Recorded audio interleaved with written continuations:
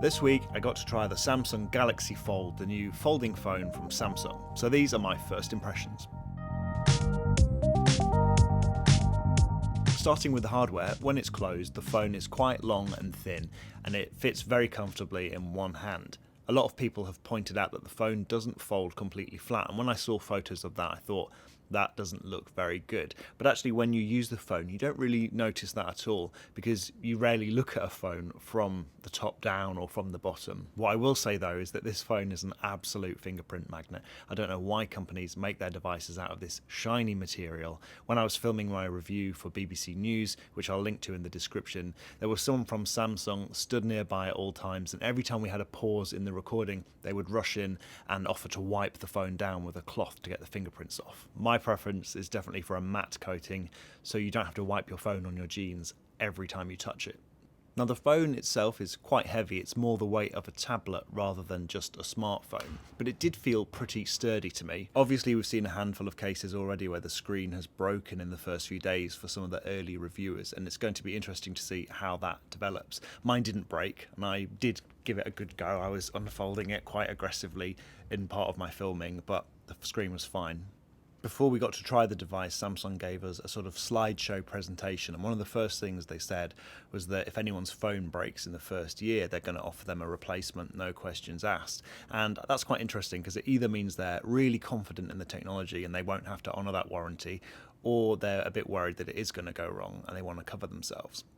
Thinking about how the phone was to use, well, the screen on the outside is very small. It's 4.6 inches, but it's very narrow, so it only fits, say, 3 app icons across. And when the keyboard pops up to type, it is very small and fiddly. Obviously, autocorrect kicks in and solves most of your typos, but it's still a little bit frustrating to use. The real magic, I suppose, is when you unfold the device, and the way that works depends on the app you're using. Some of the apps that are well optimized, like Google Maps, let you pick up exactly where you left off, whereas others are not quite as smooth. For example, Instagram, if you're looking at a picture and close the phone, sometimes it resets back to the top of the feed. So let's talk about that crease down the center of the screen. I've seen a lot of comments about that online. And yes, when the phone is unfolded, there is a visible crease down the center of the screen. But the key thing is you don't notice it when you're looking at the phone face on and using an app. Definitely when the crease catches the light, or if you're looking at the phone from an angle, you can see the crease, absolutely. But if you're using the phone head on, going through your feed, watching a video or something like that, the crease sort of blends away and you don't really notice it. Now, Samsung's not the only one working on this technology. We've already seen teasers of the Huawei Mate X. Their phone folds with a screen on the outside. And when I first saw that, I actually did think, well, that seems to be a more elegant solution. The phone folds completely flat because the screen wraps around the outside, and also they don't have to give over as much space to cameras, and there's no notch in the screen because you can take selfies with the phone closed just by flipping it around and using the regular rear-facing camera.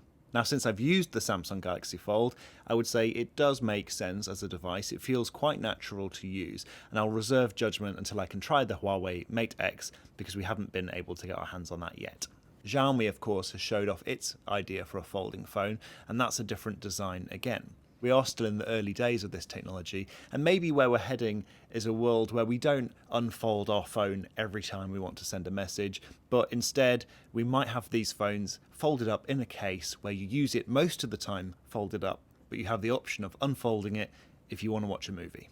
You can check out the rest of my review on the BBC News website, and if you like this video, let me know. Maybe I'll make some more.